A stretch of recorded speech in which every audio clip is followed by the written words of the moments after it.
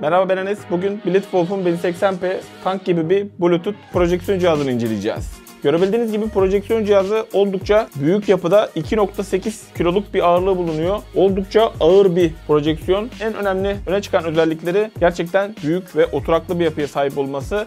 4D köşe düzeltme özelliği bu projeksiyonda bulunuyor. Yani projeksiyonu illaki perdenin tam karşısına değil, sağa veya sola da koyabilirsiniz. O açıları bozulmadan projeksiyon dijital olarak düzeltebiliyor. 1080p çift HDMI çıkışı bulunuyor. Bu sayede hem PlayStation'ınızı hem TV Box'ınızı bu projeksiyona bağlayabilirsiniz. Ekstra olarak her iki yönünde 5 wattlık 50 mm'lik driver'a sahip hoparlör bulunuyor. Bu sayede üst seviyede müzik ve film performansı bu projeksiyondan elde edebiliyoruz.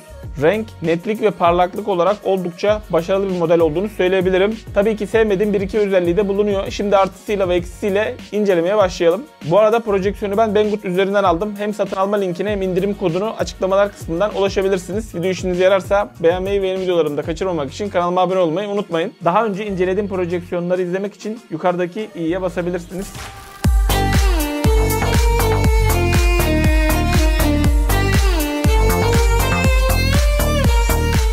Projeksiyonu vergiler dahil seçeneğiyle aldığınız zaman Aras Kargo ile Türkiye'ye giriş yapıyor ve bu şekilde bir pakette geldi. Bu arada kargolar dahil seçeneği Direct Turkey olan kısım. Buraya ismini yazalım. Orayı seçtiğiniz zaman kapıda herhangi bir şekilde bir vergi ödemiyorsunuz. Burada bir adet güç kablosu. Şöyle ekstra koruma bantlarına sarılmış projeksiyon zarar görmemesi için. Eski tip VGA tarzında bir görüntü kablosu. Kullanım kılavuzu, analog video kablosu ve bir adet de HDMI görüntü kablosu geliyor. Şurada da kumandayı görüyorsunuz. Kumandayı biraz daha iyi beklerdim açıkçası. Normal diğer projeksiyonlarıyla aynı bir kumandayı göndermişler. Biraz daha iyi bir kumanda bekleyebilirdik. Evet, gördüğünüz gibi kutu içerisinden çıkanlar bunlar. Şöyle projeksiyona bir yakından bakacak olursak, şöyle görebildiğiniz gibi burada lensi koruyan bir kapak bulunuyor. Silikon bir kapak. Lens de oldukça büyük. Bu şekilde döndürerek netlemeyi sağlayabiliyoruz. Şöyle üst bölümüne baktığımızda projeksiyonu kontrol etmemize yarayan düğmeleri görüyoruz. Arka bölümüne baktığımızda 2 adet USB girişini, 2 adet HDMI görüntü çıkışını, analog görüntü çıkışını, kulaklık veya ses sistemi bağlamamıza yarayan 3.5 mm'lik ses çıkışını ve VGA analog görüntü çıkışını görüyoruz. Buradan güç girişini sağlıyoruz. Burada da bir açma kapama düğmesi bulunuyor. Mor bir düğme olarak yapmışlar bunu. Burada da bir havalandırma görüyorsunuz. Bu havalandırmanın üzeri şöyle bir toz filtresi var. Büyük ihtimal bu çıkıyor buradan. Değiştirebiliyoruz. Yine aynı şekilde hem bu yanında 5 wattlık hem de bu yanında 5 wattlık olmak üzere 2 tane hoparlörde bulunuyor VP6 modelinde. Malzeme kalitesi olarak ele alındığında güzel bir hissiyatı var. Şöyle ön tarafında da bu şekilde bir desen yapmışlar. Burada bir kızılötesi algılayıcısı da bulunuyor.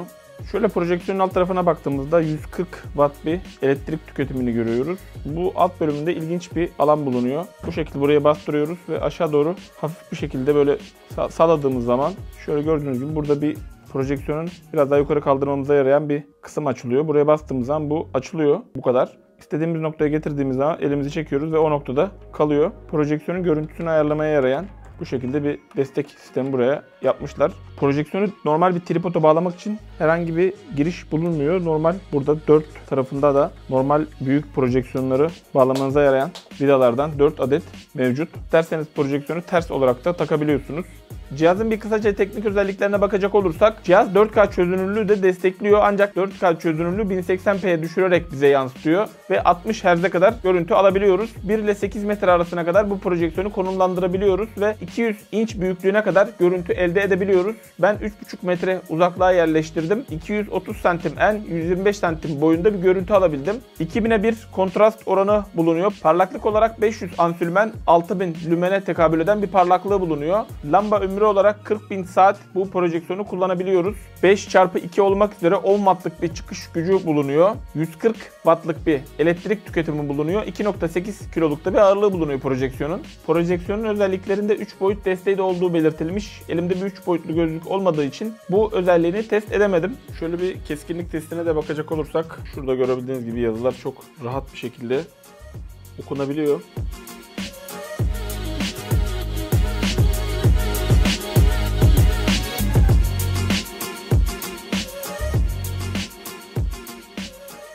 Gördüğünüz gibi bütün köşeler oldukça net. Bir yerde bir bulanıklık söz konusu değil. Projeksiyon 4 köşede de gayet net bir şekilde netleme yapabiliyor. Bu projeksiyondaki 4D köşeleri düzeltme özelliği şu işe yarıyor. Projeksiyonu tam olarak perdenin karşısına konumlandıramadığınız noktalarda projeksiyonu biraz daha uzağa konumlandırmanız gerekiyor. Ve bu şekilde görüntüde görebildiğiniz gibi şu şekilde ve bu şekilde bir yamuk çıkıyor görüntü. Şimdi bunu projeksiyonun 4D özelliğine girerek bu görüntüyü düzelteceğiz. Şu an gördüğünüz gibi kenar çubuklar tam olarak 90 derece dik olacak şekilde, yine yukarıdaki barlar da birbirine paralel olacak şekilde görüntüyü düzeltebiliyoruz.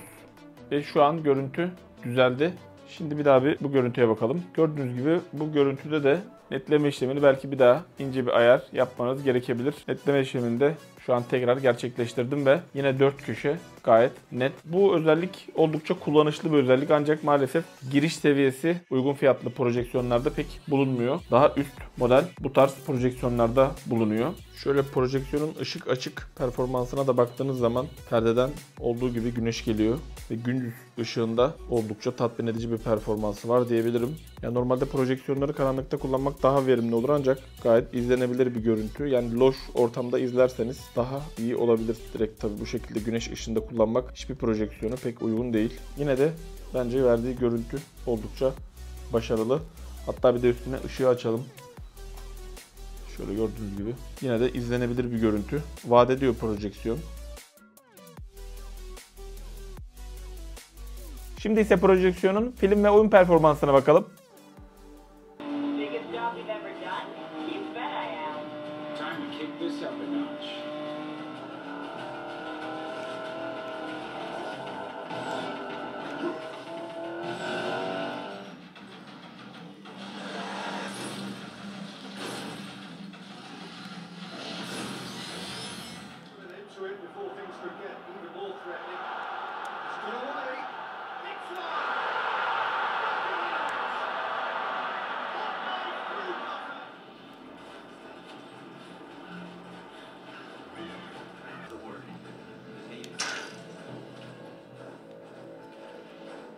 Gördüğünüz gibi sessiz sahnelerde bir miktar hissedilebiliyor projeksiyonun sesi.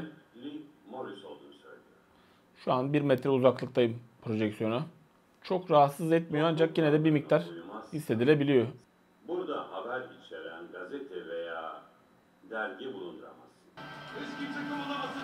Yerde kalın.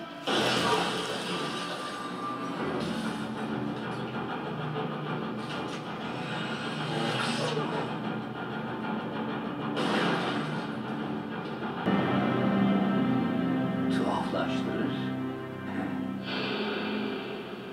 Kumanda olarak diğer Britwolf projeksiyonlarınla oldukça benzer bir kumanda olduğunu görebiliyorsunuz. Projeksiyonun menülerine de bir yakından bakacak olursak gördüğünüz gibi diğer Britwolf projeksiyonlarla neredeyse aynı menü tasarımına sahip. Buradan görüntünün keskinliğini, parlaklığını, rengini ayarlayabiliyoruz. Altından renk sıcaklığını yine aynı şekilde ayarlayabiliyoruz. Buradan projeksiyonu ters düz taktığımız zaman görüntünün yönünü ayarlayabiliyoruz. Bu altından 4D düzeltme özelliğine ulaşılıyor. Bu özelliğin aslında kumandada direkt bir düğmesi de bulunuyor. Bunun altında bu özelliği reset atmayı görüyorsunuz.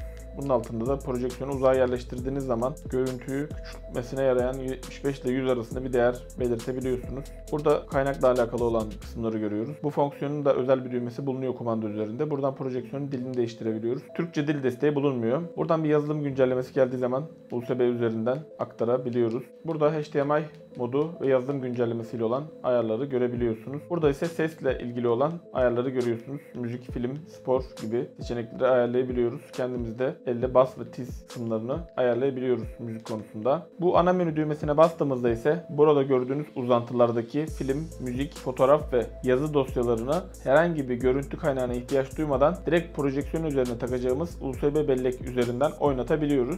Bu arada projeksiyonda soundbar özelliği de bulunuyor. Kumandada gördüğünüz bu düğmeye bastığınız zaman çalışıyor. Ancak bu özelliği hiçbir yerde belirtmemişler. Ben de biraz deneme yanılma usulüyle buldum bu özelliği. Müzik çaldığınız zaman flash bellek takılıyken ve projeksiyonun bu düğmesine bastığınız zaman müzik çalmaya devam ediyor. Yani soundbar gibi kullanabiliyorsunuz. Ancak bunu bir görüntü çalarken yapamıyorsunuz. Bu şekilde mesela diyelim şimdi burada müzik açalım bir tane. Şu an gördüğünüz gibi müzik çalmaya başladı. Buradan soundbar düğmesine basıyorum. Gördüğünüz gibi müzik çalmaya devam ediyor. Ancak projeksiyon görüntü yansıtmıyor. Yani komple kapanıyor görüntü kısmı. sadece müzik çalıyor. Bu VP5 modelinde Bluetooth özelliği vardı. Ona benzer bir özellik ama sadece flash bellek üzerindeki müzikleri çalabiliyor. Bir de VP5 modelinde projeksiyon komple kapanıyordu. Yani hiçbir ses çıkarmıyordu. O şekilde müzik çalıyordu. Bunda gördüğünüz gibi aynı şekilde uğultulu bir şekilde çalışıyor. Çalışırken bir yandan da o flash belleğe takılı olan parçaları çalabiliyor. Çok kullanışlı bir özellik değil ancak ilginç bir özellik olarak eklemişler. Kumandaya da özel bir tuşunu eklemişler bu özelliğin. Soundbar tarzında ama hani bence çok kullanışlı bir özellik de değil açıkçası. Evet, fiyat ve sonuç kısmına gelecek olursak projeksiyonu ben aşağıdaki indirim koduyla birlikte Banggood üzerinden aldım. Yaklaşık olarak 2000 ile 2100 TL arasında değişiyor günümüz dolar kuruna göre. Projeksiyonun artıları renk, netlik ve parlaklık olarak oldukça başarılı bulduğumu söyleyebilirim. Yani bu zamana kadar denediğim projeksiyonlar arasında Bilitfov markası olarak en iyi projeksiyonun bu olduğunu söyleyebilirim net bir şekilde. Yine çift HDMI çıkışa sahip olması bu projeksiyonun önemli bir avantajı. Aynı anda hem PlayStation'ınızı hem TV Box'ınızı bağlayabilirsiniz. Yine ses çıkış gücü olarak da oldukça kaliteli bir ses çıkış gücüne sahip olduğunu söyleyebilirim. Bas notalarını hissedebiliyorsunuz. Filmlerde de surround ses sistemini destekliyor bu projeksiyon ve güzel bir performans alabiliyorsunuz. Yine arka tarafında bir toz haznesi bulunuyor. Diğer projeksiyonlardan ayıran bir özellik olarak. Negatif özellik olarak söyleyebileceğim belki hani fan konusunda tamamen sessiz bir projeksiyon değil. Hani bu günümüzde Epson'ın veya Vive Sony'in bu Türkiye'de satılan 6000-7000 TL'lik projeksiyonlarını da aslında ben bunu karşılaştırıyorum ancak hani onlarla karşılaştırmak çok da doğru olmaz. Onları ben daha önce kullandığım için yani bu neredeyse 3'te 1'i 4'te 1 fiyatına satılan bir projeksiyon. Ancak yine de insan tabii full sessiz olmasını bekliyor yani 2000 TL'nin üzerinde bir fiyat verdiğiniz için. Ancak şöyle söyleyeyim, daha önce incelediğim projeksiyonlara göre bu projeksiyonun en sessiz çalıştığını söyleyebilirim. Yani normal durağan sahnelerde az olarak projeksiyonun sesini hissedebiliyorsunuz. Onun haricinde normal sahnelerde zaten sesini pek hissetmiyorsunuz projeksiyonun. Yine de projeksiyonun artıları düşünüldüğünde eğer bütçeniz uygunsa bu fiyata alınabilecek en iyi projeksiyonlardan biri olduğunu söyleyebilirim. Tabii gönül ister herkes ayına 6000-7000 TL'lik cihazları alsın ancak hani bu projeksiyonlarda da ne kadar ekmek o kadar köfte mantığı aynen devam ediyor. Bu projeksiyonu da bence performansına göre fiyat performans olarak oldukça iyi bir noktaya koyabilirim. Yani keşke dolar bu kadar artmasaydı da bu tarz ürünleri daha uygun fiyata alabilseydik diyelim. Sonuç olarak ben projeksiyonu oldukça beğendiğimi söyleyebilirim. Yani kullanırken keyif aldığım bir cihaz oldu. Projeksiyonun hem satın alma linkini hem indirim kodunu açıklamalar kısmından ulaşabilirsiniz. Daha önce incelediğim projeksiyonları izlemek için yukarıdaki i'ye basabilirsiniz. Yine projeksiyon hakkındaki sorularınızı yorumlar kısmına bekliyorum. Video işinize yaradıysa beğenmeyi ve yeni videolarımı da kaçırmamak için kanalıma abone olup zil butonuna basmayı unutmayın. Bir sonraki videoda görüşmek üzere. Hoşça kalın. Kendinize iyi bakın.